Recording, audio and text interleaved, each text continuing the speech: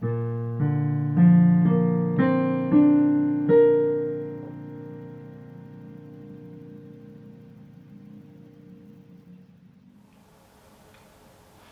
y a bien un édifice qui est représentatif de l'identité de la ville de Marseille, c'est la basilique Notre-Dame de la Garde.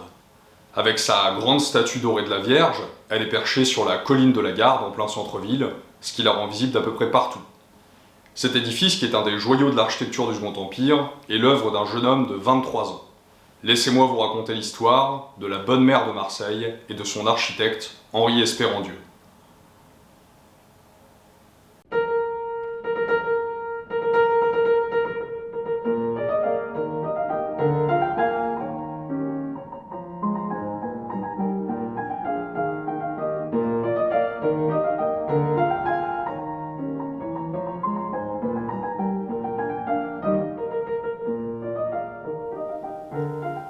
Pour bien comprendre ce qu'est la basilique Notre-Dame de la Garde, il faut d'abord avoir à l'esprit que son histoire est intimement liée à celle de la cathédrale Sainte-Marie-Majeure, qu'on connaît mieux sous le nom de la Major.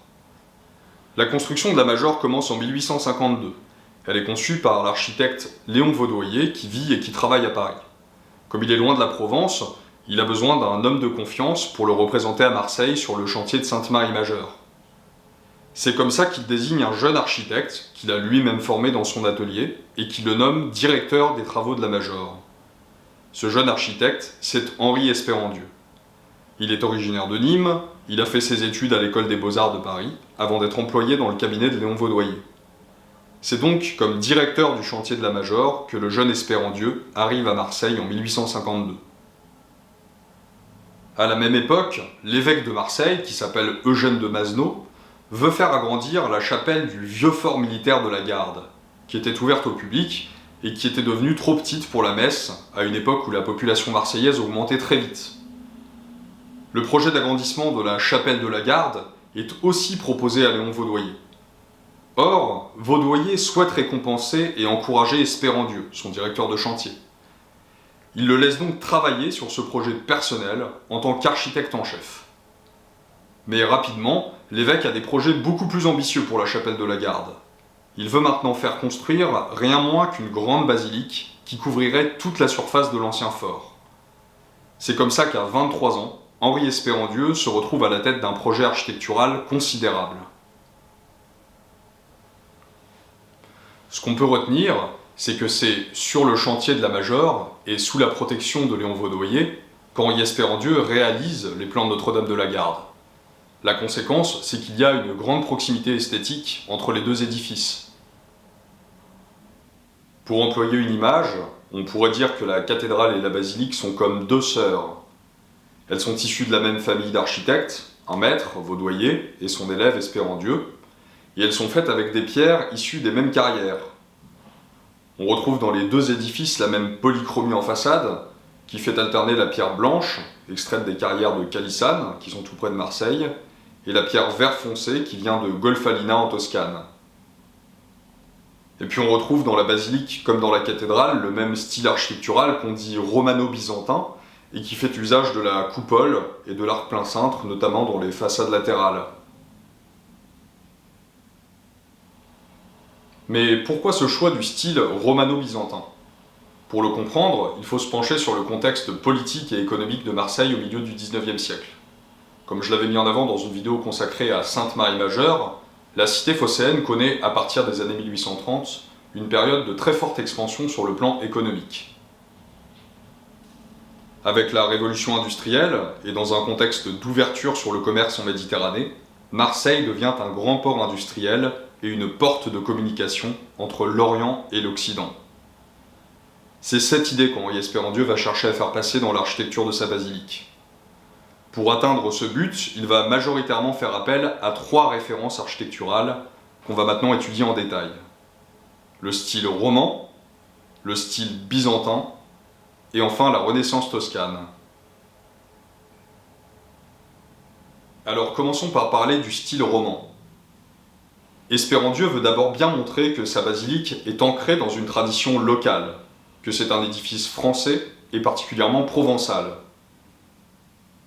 Au milieu du XIXe siècle, alors que se développe l'idée nationaliste, on voit naître des courants régionalistes, qui cherchent à défendre des identités locales. C'est par exemple ce que veut faire Frédéric Mistral quand il crée le Félibrige, société qui fait la promotion de la culture provençale. Le régionalisme s'exprime aussi en architecture, avec l'idée que chaque partie de la France a une manière particulière de bâtir, et que cette tradition historique doit être respectée dans l'architecture contemporaine. Par exemple, dans la partie nord du pays, on s'attache largement à la tradition architecturale gothique. C'est ce qui conduit notamment à la construction de l'église Sainte-Clotilde à Paris, par François-Christian Gaot entre 1846 et 1857. On parle ici de style néo-gothique. Mais en Provence, on se rattache plutôt à un univers architectural roman, et plus particulièrement à sa variante locale qu'on appelle le roman provençal. Un style qu'on retrouve dans beaucoup d'églises médiévales du sud de la France. La particularité de ce style, c'est d'entretenir un lien fort avec l'architecture de l'Antiquité romaine. Dans les églises médiévales de Provence, on peut souvent voir des colonnes, des pilastres, des frontons. Pourquoi ? Eh bien parce que la région a été très marquée par la présence romaine pendant l'Antiquité. Aujourd'hui encore, il en reste beaucoup de vestiges. Vous connaissez sans doute le pont du Gard, les arènes de Nîmes ou encore le théâtre antique d'Orange.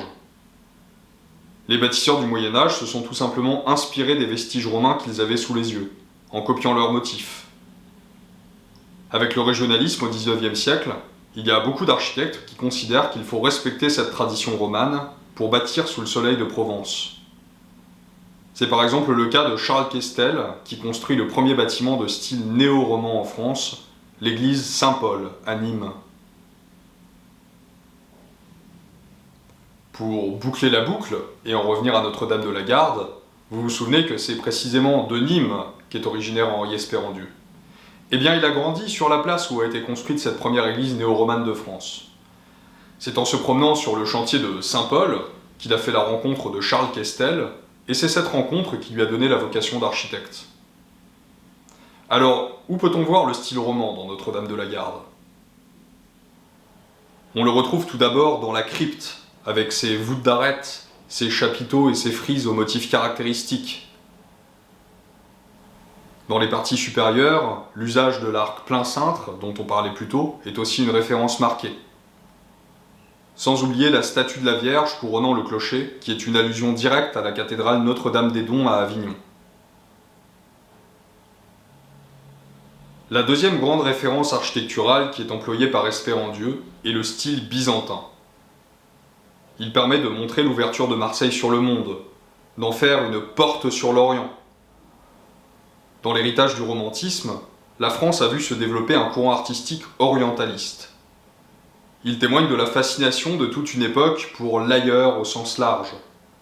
Cet ailleurs est perçu de manière assez englobante dans un certain fantasme pour l'Orient. Le style byzantin, c'est l'expression architecturale de cette tendance orientaliste. Pour évoquer Byzance, Espérandieu utilise la coupole. Il joue aussi sur la polychromie des marbres, qui est très marquée dans les riches autels des chapelles latérales. Il remet au goût du jour l'art de la mosaïque et de la dorure. Malheureusement, sa mort à 45 ans en 1874 ne lui permet pas d'achever les décors intérieurs, qui seront en grande partie réalisés par son successeur, Henri Révoil, à qui on doit tout particulièrement les superbes mosaïques des coupoles et du cul-de-four. On peut ici voir une référence directe aux mosaïques de Ravenne en Italie, qui sont des chefs-d'œuvre de l'art byzantin. Avec le duo que constituent la Major et la Bonne Mère, Vaudoyer et Espérandieu font passer un message que l'on pourrait résumer de la manière suivante. Si pendant longtemps c'est Byzance, qu'on a ensuite appelé Constantinople, qui a dominé la Méditerranée, c'est maintenant Marseille qui tient la première place. La cité phocéenne inscrit dans la pierre qu'elle est désormais en quelque sorte la nouvelle Byzance. La troisième grande référence architecturale de Notre-Dame de la Garde, c'est la Renaissance toscane, et plus particulièrement la cathédrale Santa Maria del Fiore de Florence. On retrouve dans Santa Maria del Fiore comme dans Notre-Dame de la Garde la polychromie en façade, un clocher de type campanile et un dôme séquencé. Le corps principal des deux édifices est pour sa part organisé de manière similaire. On y retrouve le respect d'un plan basilical classique, comportant une nef principale, couverte d'un toit, et 2 vaisseaux collatéraux surmontés de terrasses. Pour Espérandieu, Santa Maria del Fiore, c'est une référence absolue. Cette cathédrale, qui a été essentiellement construite au XIVe siècle, concentre en elle toute la puissance de la Renaissance, puisqu'elle se réfère à l'architecture antique, tout en la modernisant et en la synthétisant avec l'architecture médiévale. De la même manière, Espérandieu veut que sa basilique incarne le lien entre tradition et modernité dans une ville qui est au tournant de son histoire. Pour résumer, avec Notre-Dame de la Garde, Henri Espérandieu réalise une synthèse de l'identité de la ville de Marseille dans les années 1850. Il affirme l'attachement à une tradition locale, avec l'emploi du style roman provençal, l'ouverture de la ville sur le commerce international et sur le monde méditerranéen avec le style byzantin, et il revendique un lien entre tradition et modernité avec la référence à la cathédrale de Florence. L'emploi de toutes ces références témoigne en fait d'une approche idéologique de l'architecture, où les différents styles sont combinés à des fins symboliques. Il s'agit bien ici de réaliser un édifice symbole de l'identité de la ville de Marseille. Espérandieu, c'est aussi l'architecte du Palais Longchamp et du Palais des Arts à Marseille. Dans ces 2 bâtiments, il continuera à fonctionner sur cette base symbolique. Dans le Palais des Arts, qui est l'actuel conservatoire de musique des Bouches-du-Rhône, il cherchera par exemple à réaliser un édifice faisant la synthèse architecturale de l'idée de connaissance. Mais ça, c'est encore une autre histoire.